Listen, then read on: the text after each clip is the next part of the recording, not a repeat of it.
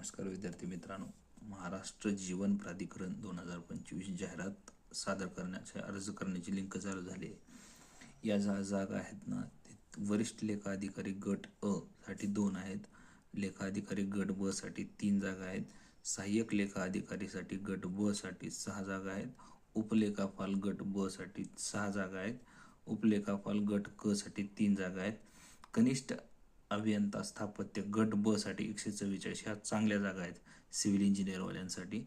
कनिष्ठ अभियंता यांत्रिकी मेकॅनिकलसाठी गट ब साठी 16 जागा आहेत, उच्च श्रेणी लघुलेखक गट क साठी 3 जागा आहेत, निम्न श्रेणी लघुलेखक गट क साठी 6 जागा आहेत, सहाय्यक भंडारपाल गट क साठी 13 जागा आहेत, स्थापत्य अभियांत्रिकी सहाय्यक गट क साठी 48 जागा आहेत। अशा एकूण 296 जवळपास 300 पद पकडून चला।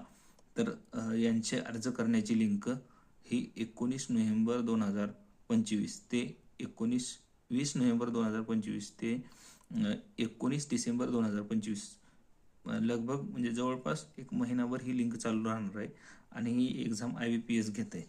ज्यांनी अगोदर बँकिंगची तयारी केली झालं नाही किंवा जे सिव्हिल इंजिनियर आहेत बँकिंगची तयारी करत आहेत ज्यांच्याकडे एक्सपिरियन्स आहे अशांनी नक्कीच याला अप्लाय करा। मी तुम्हाला काही क्वालिफिकेशन पण सांगतो आणि पदांशी सांगतो, जे जास्त जागावाले आहेत त्यांचं पण अगोदर सांगतो मी तुम्हाला। त्याच्यामध्ये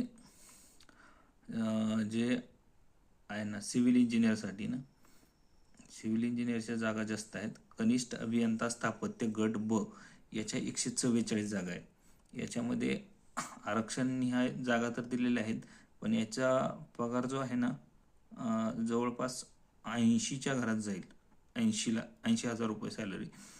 स्थापत्य अभियांत्रिकी किमान पदविका किंवा पदवी अथवा त्यापेक्षा उच्च शिक्षणार्थात धारण केलेली व्यक्ती असावी। इथे एक्सपिरियन्स वगैरे नाही मागितलेला आहे। यांत्रिकीसाठी मेकॅनिकलसाठी कमीत कमी 3 वर्ष कालावधीची पदविका धारण केलेली असावी, म्हणजे डिप्लोमा असावा असं त्यांचं मत आहे। तर बघा ह्या वॅकन्सीज ज्या आलेल्या आहेत, आता हे लघुलेखकसाठी टायपिंग मागतायत 30 हे 30-40 मराठी 30 किंवा इंग्लिश 40।